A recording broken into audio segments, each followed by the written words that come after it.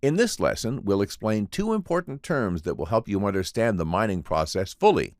These terms are nonce and difficulty.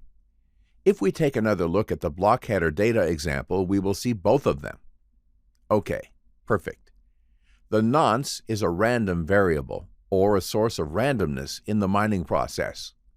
The degree of difficulty, on the other hand, is a temporarily fixed number calculated by the Bitcoin protocol that remains constant for 2016 blocks, or approximately 2 weeks, a period set by the system after which it is adjusted.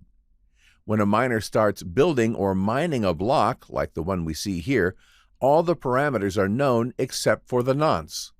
The nonce is the missing piece of the puzzle that needs to be found and plugged in, so that the resulting block header hash is less than the target difficulty level.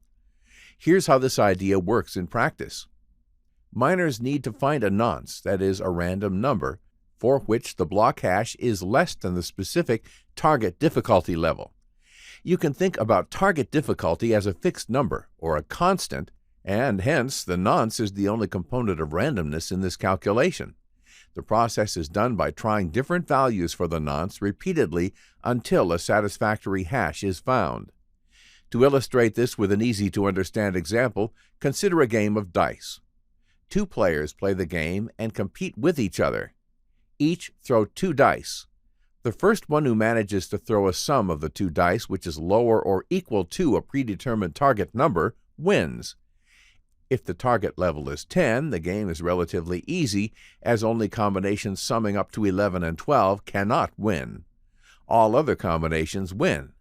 If the player throws a 3 and a 4, the sum of the dice makes 7, which is lower than 10, and hence they win. If instead they throw a 5 and a 6, they don't win because the sum of the 2 dice is higher than the target level. Now, if we want to make the game more difficult, we can decrease the target level to 5. In this case, a player needs to throw a dice sum of 2, 3, 4, or 5 in order to win. The odds of this are much lower compared to the previous target of 10, so the game becomes more difficult to win. If we want to make it really hard, we can reduce the target level to 2, and then the only winning combination would be 1 and 1. The Bitcoin cryptographic computational puzzle works in a similar way. Okay, so at this point, we still need to clarify why the block header hash needs to be less than the target difficulty level.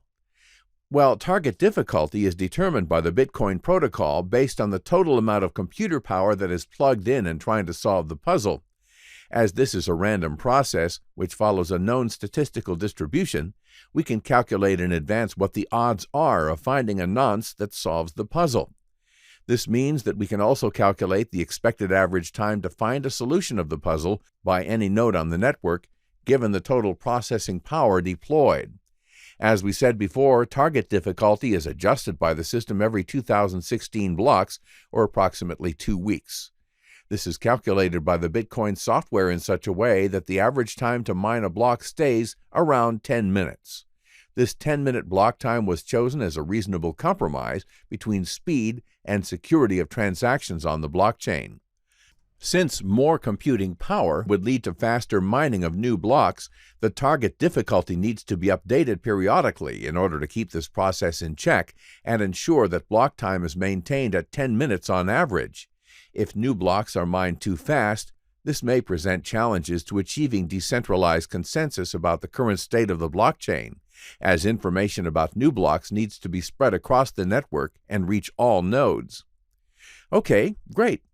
Let's provide an idea about the computer processing power that is currently deployed in this process, shall we? It is defined as a hash rate, or number of hash function calculations per unit of time. The most powerful Bitcoin mining chips can currently perform at a rate of 14 terahash per second. This is 14 trillion hash function calculations per second, and a trillion is a number with 12 zeros. Pretty amazing, right? You should also consider that these chips are designed specifically to optimize the calculation of this particular hash function, and they cannot do anything else. They are called ASICs, which stands for Application-Specific Integrated Circuits. Of course, the more mining nodes there are, and the more powerful the chips being deployed are, the higher degree of mining difficulty over time. Here's a useful visualization that shows us how the hash rate and difficulty have evolved hand in hand since the launch of Bitcoin. All right, excellent. We are almost there. Let's provide a quick summary of the mining process described so far. At the beginning of the process, miners collect new transaction data broadcast on the network and verify it against a set of criteria according to the Bitcoin protocol. Then they order the new verified transactions in blocks. Once they have organized transactions into blocks, miners prepare the new block header and calculate proof of work. The first miner to find a solution to the proof of work puzzle, in other words, to compute a valid hash for the new block being mined, successfully mines this new block and includes it in the blockchain as the latest block. The successful miner gets the block reward for the work done in terms of newly generated coins, which is known as coin-based transaction. The target difficulty for all miners on the network is adjusted by the protocol every 2016 blocks, which is approximately 2 weeks, in order to maintain the average time between blocks at around 10 minutes. This adjustment is done in order to account for the amount of computer processing power deployed by miners on the network. Thus, the more mining power plugged into the system, the lower the bar is, making the hash puzzle more difficult to solve.